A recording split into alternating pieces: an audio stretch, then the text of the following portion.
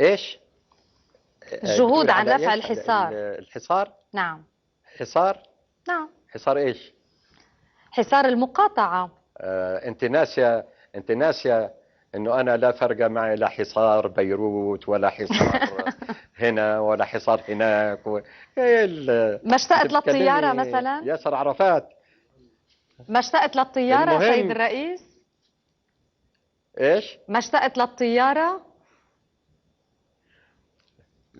انت ناسيه قديش قعدت على جبل الشيخ بالسنتين ونص، سيد الرئيس. والطيران يقصف من فوق، الطيران يقصف من فوق والثلج يبردنا من تحت. ولكن احنا الان، انا لما تذكري لما غادرت بيروت قالوا لي وين رايح يا ابو عمار؟ قلت لهم على فلسطين. كثير قالوا معقول هذا الكلام بيقولوا ابو عمار؟ والنهارده انا بقول لك احنا ان شاء الله على القدس رايحين ان شاء انا الله، قلت بعد ما قلت لي اياها الليله.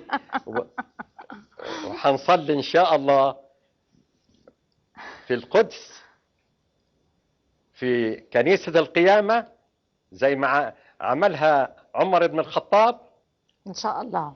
والمسجد الأقصى المبارك. نعم.